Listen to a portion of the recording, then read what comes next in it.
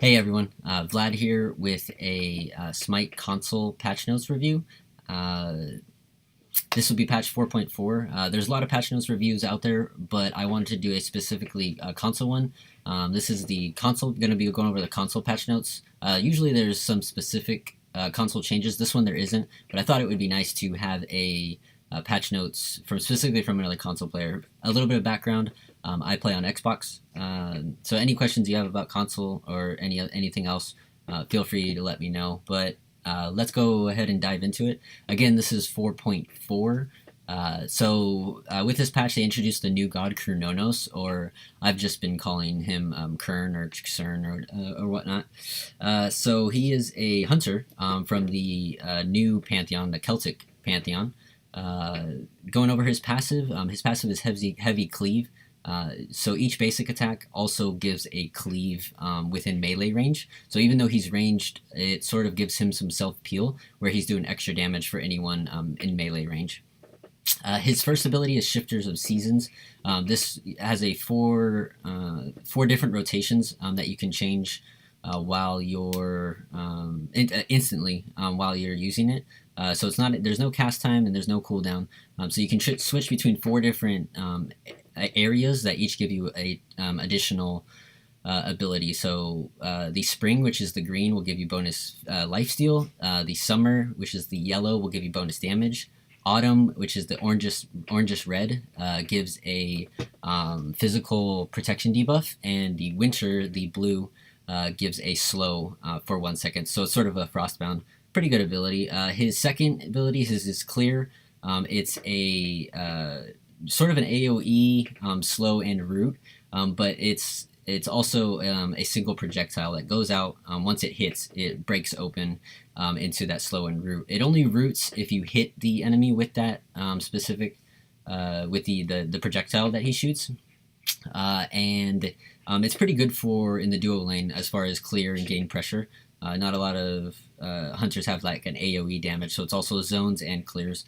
His 3 is his dash. It's a really quick dash, especially compared to gods such as Izanami, who has like that wind up time before they get going. This one's instant and goes through enemies, so it can't be blocked. Pretty useful. His ultimate seems pretty strong so far. It is an AoE, does lots of damage, has a pretty good range. But it also, so what it does is it turns the enemy into a little wild boar, and effectively it's a silence and a disarm, so they can still move once you cast it, or once they're hit by it, but they cannot do any abilities unless they use purification beads or something along those lines.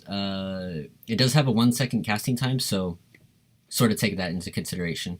Moving on to skins, there's a new Morrigan skin called Twisted Metal with like this teenage girl voice pack. A really creepy Izanami skin, Dreadful Doll. A Loki Charms Loki skin. The new NRG 2017 champion Chronos. They won the world champions last year, so they get a skin and the voice pack on. The skin itself looks sick, but the voice pack is pretty amazing as well. A Breezy Chibi Kukulkan skin. This is similar to the Hades Chibi skin. It's super awesome.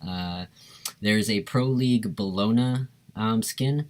This skin, I believe, is only available if you watch high res on Twitch. So you have to like link your accounts to high res and to Twitch and all that, and you can win it just by watching them. Sort of, you can also get gems and chests that way. There is also the Kuzumbo Mastery skins. A couple emotes for Cernunnos or Kern, Clap and Wave, and Scylla has her dance emote back, which is pretty awesome. 2 new avatars, the Top 5 and the Thanatos, which is pretty cool. A new global emote. This week is the Smite birthday, and you can get this by just getting one first win of the day from March 21st to the 27th. I got a first win of the day today. I didn't get it, so it'll probably be retroactively awarded to me. There's a new recall skin and new ward skin. These were in celebration for the St. Patrick's Day.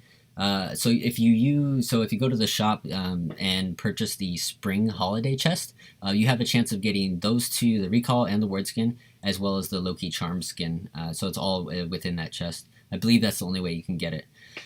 A few miscellaneous changes, not really pertaining to console, but fix an issue where undo was returning the incorrect amount of gold. Players will now be notified if they are reported. Fix an issue where players could lose their mouse. Doesn't pertain to us. Fix instances where bots could be stuck on towers or terrain. This notably happened to Calder, the Wolf of Skadi, and the Jade Rabbit for Chunga. It would get stuck on like a tower and then you couldn't use it at all. So pretty annoying bug. Moving on to item changes, Bancroft's Talon and Book of the Dead both get buffs. These are mage physical lifesteal items. Just a little bit more impactful. Nothing like too crazy as far as the changes. Book of the Dead was always like too expensive to get, so it's nice that it's getting that 200 gold decrease, as well as the increase in lifesteal. Fatalis, and this, to clarify, this is the tier 2 of the item. It is getting a little bit of a nerf, nothing crazy, 20% attack speed down to 15%.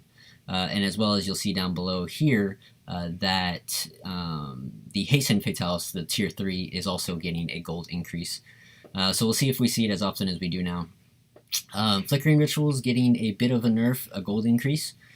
And in my opinion, a well-needed one. These Flickering Rituals, which is effectively Combat Blink, were getting used a lot. And the gold increase will hopefully, maybe you'll have to give up a little bit more to purchase them. Moving on to Heartseeker, no changes, just a gold increase. It now costs the same amount as Jotun's Wrath. So Heartseeker, you're going for that burst damage and movement speed, or Jotun's Wrath, which you're going for that cooldown and penetration. Soulstone just got a description update. Apollo, so going on to the god changes, Apollo is getting a bit of a nerf to his clear. So beautiful, decreased damage. And his Serenade, which is his mez, is getting a physical protection decrease. Kuzenbo is getting another buff. Since his release, I think he's gotten 3 buffs or something along those lines. So he's getting an increased Nene Kappa attack damage, which is his little turtle that he sends out to attack people. And his shell spikes are getting increased cooldown reduction. So this means you can send out your Nene Kappa, it can do damage. If you pop your shell spikes, as you take damage, it actually decreases the cooldown on your Nene Kappa. So that effect is getting increased. So you'll effectively you'll be rewarded more as you use your shell spikes and your Nene Kappa is on cooldown. Neja is getting an update in description, nothing crazy. Odin, Osiris, and Serket, 3 anti-healers, are getting just updated descriptions, basically to clarify that when Odin ults and you're inside the ring, when Osiris ults and hits you, and when Serket ults you, you cannot be healed at all. And that's just a fix in the description and a fix mechanically to ensure that happens. Ra's healing is just getting a fixed description. If you didn't know, Season 4, a lot of heal changes were made, and Ra gives protections for healing in combat, and so that description is fixed. Sylvanas has had a really strong early game recently, or not recently, but he always has. And to sort of counteract that, he's going to get an increase in cooldown on his root, and that verdant growth gives the mana regen as well. So the early game that'll have a higher cooldown. Shibalanka, he is getting a change to sort of try to help his early game. Branching Bull is getting a decrease in mana cost.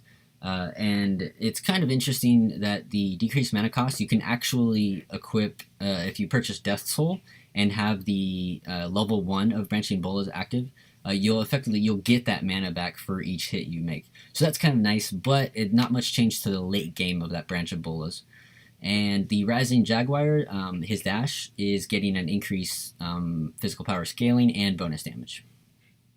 Zeus is getting a bit of a nerf to his clear, his Aegis Assault, that shield that he throws out. Sorry. And it's just getting a bit of a decrease in damage to... Zeus was always this bully in the early game. Like, he just a really strong early game, so this is just a bit of a take on that. Our last change is to Zhong Kui. He's sort of not... I mean, I don't know if you'll call it a buff. It probably is. He's getting sort of just a couple changes on his abilities. So the Expose Evil, which is his dot, will now, once it's applied to them, if you use that Exorcism as that burst damage, instead of only doing 40% damage, it's going to now do 75% damage. So that's nice. Reduced, so the Exorcism is reducing the time that the demons take to get to Zhong Kui and get the heal. So once you use Exorcism, that burst damage, the heal will get to you faster, which is nice. And the Book of Demons, which is the stun, will also, it's just fixed to show that, it was just a tooltip to show that it's doing 75% of the damage. And the Recall Demon, which is his ultimate, the travel speed of the demons released by the Recall Demons is being increased. So that damage will get off a little bit faster going to the enemy. But that wraps it up for the 4.4 Smite patch notes, console specific. I will link below the patch notes if you want to see that. I will also link below the link to link your high-res count to your Twitch count and all that good stuff, so you can try to get that Bologna skin. And I think that was all I was going to link to try to help everyone out. Oh, if I can find it, I will also put the Cernunnos release reveal. That way you can see the abilities and actions if you'd like. But that's all I got for you. Thanks for stopping by. Please comment, like, subscribe if you enjoyed yourself. Let me know if you'd like any changes or if you have any questions on the patch notes or console questions in general. Other than that, thanks for stopping by. See ya.